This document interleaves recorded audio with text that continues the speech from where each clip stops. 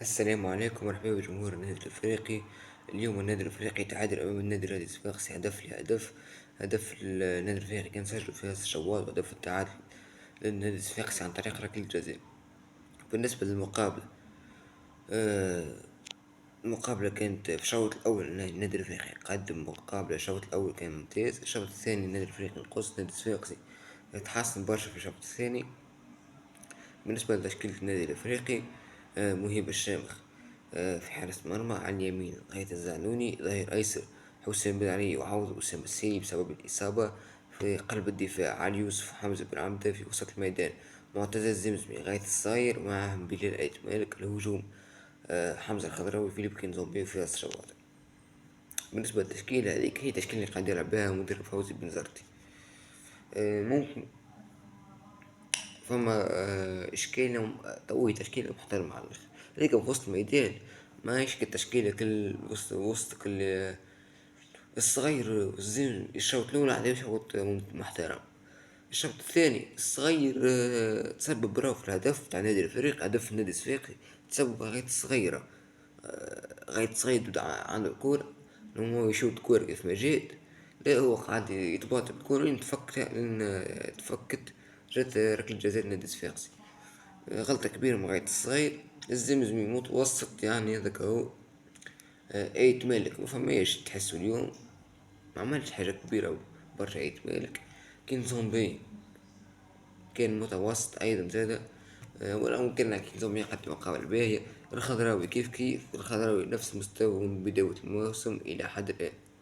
شوات باش نوجه له تحية في راس شوات، إلى حد الآن قاعد يعمل في مستوى ممتاز جدا مع النادي الأفريقي. فراس شوات حاليا أحسن لاعب في النادي الأفريقي. إن شاء الله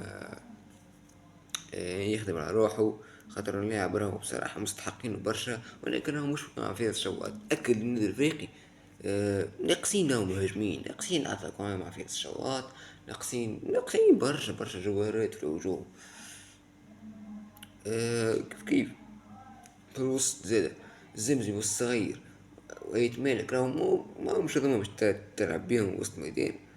أه الشريمي حكاية طويلة. صادق محمود مضروب، سيد دخان احتياطي. يعني ذي باش يلعب الزمزم والصغير. هدف صحيح، الصغير هو اللي جاب الهدف، وبعد كنزو بيه بالراس وشوات في الفينيش في الهدف. اما راهو الصغير معملش هذيك عمل الحاجة الباهية. الكرة الثابتة شد كرة ثابتة شاتها وتصدى لأيمن دحمان. في المجمل النادي الفريق قدم مقابلة متوسطة، ضيع الانتصار بصراحة. كان ممكن الانتصار اليوم يشد المرتبة الثانية خاطر الترجي جرجيس انتصر 1-0. بصراحة النادي الفريق لازم خدمة، عنده خدمة كبيرة لازم يقوم بها بصراحة. لازم تعويض مقابلة شبيبة الأمان. تعادل اليوم صراحة ما مخيب الأمان بصراحة. تعادل بطعم الهزيمة. نادي الصفاقسي مع كل احتراماتي ليه طريق صراحة متوسط على الآخر صراحة. شوطوا إنه ممر النادي الأفريقي 2 بلاش ويوفا طرح بصراحة. نادي الصفاقسي عمل في شوطه، نادي الصفاقسي ما عمل حتى شيء. نادي الصفاقسي لا جاب محاولة لا شات شوطة، ما عمل شيء كله في الدفاع. النادي الافريقي يضغط عالي، كان قريب. آه، كان نجم يزيد يسجل الهدف الثاني. هو 2-0 في الميطون الأول، ترتحنا شوي. نادي الصفاقسي في الشوط الثاني تحسن برشا دخل لاعب الوسط جمال موتيابا. بن علي زاد الاتاكون مع ايد الوافي كيما نعرفوه. يعني لاعب هذاك مختلف صراحة ايد الوافي. تحرك السي اس اس. عملوا لنا مشاكل. نادي الفريق زاد راهو في الشوط الثاني كان لازم يسجل الثاني، كيف نادي الصفاقس كان لازم يسجل الثاني زاد. ولكن النادي الافريقي تعادل بطعم الهزيمة. لازم التعويض في المقابلة القادمة ضد شبيبة العمران. وختاما نقولكم متنساوش لايك والاشتراك. حظ موفق للنادي الافريقي، ونتقابلوا في فيديوهات نحكيو على كرة القدم التونسية والعالمية.